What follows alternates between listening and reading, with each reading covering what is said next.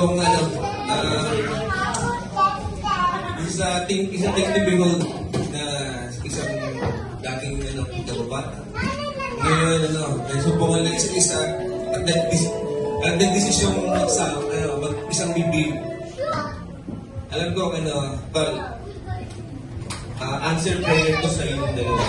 Prayer ng parents mo, Charon, namin, mami, daddy. Makasubukan ng mga kasama sa buhay ng dalawa. Kaya isang this is not sabi nila na bakit ngayon lang. It's the right moment. It's never late. Their relationship is forced in choir. They're being to hard things, difficulties in life. Kaya sabi nga yung Charo kanina, naging emotional siya, ayaw niya na mag-asawa. Because of that, kailangan mangyari yun. Before this time to come, it's best, naging give care sa isa't isa because of that. You've grown, and you're tired of the bullshitting life. And you decide na ayoko na, I want to settle, I want commitment. And bro, sa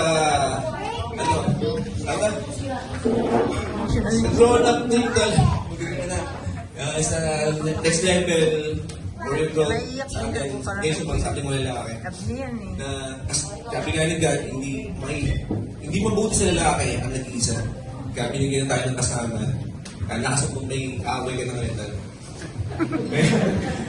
Kaya, makaaway, tapos sa Biblia naman, sabi naman, ibigin mong kaaway mo. Tsaka nasa ako ba yun, your wife is our beneficial adversary. Pinupush na tayo to our potential, kasi minsan tayo lahat, tamad tayo. Tayo lang, tamad ba ako? Pag kami asawa ko na sabi, gagawin mo nga to sila! Gagawin mo nga to! Gagawin mo nga to! Maganda ang trabaho! See? Sila yung pambalan sa atin. Hindi sila, it's not they are our slave, they are help to us by God. So, congratulations. Tsaka, Jay, sabi ko sa'yo, hindi pa kada officially na natawag na sister. But now, officially, welcome to Flores Family. That's all.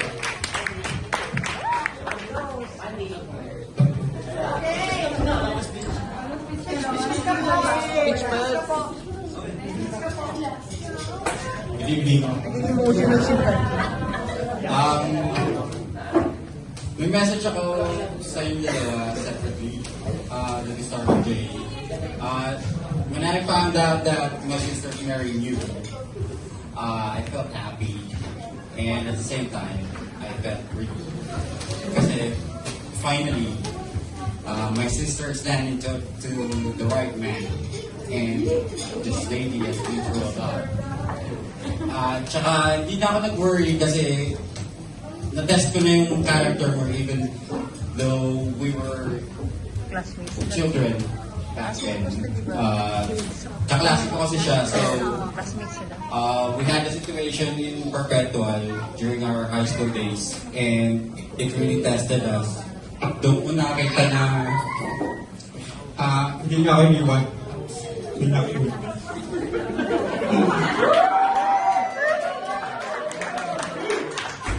We got drilled, pero got out unscathed.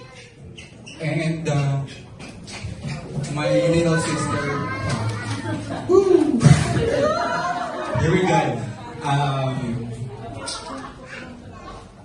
Hindi nyo alam, pero we have been through a lot. During our hard times, she was the one who kept us together.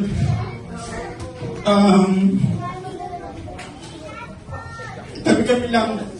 And siya yung nagsabing nanay namin.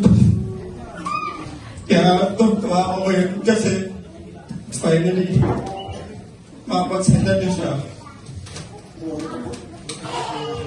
Nandito lang ako if you want me to be your big brother. That's okay. Nandito lang ako. Thank you.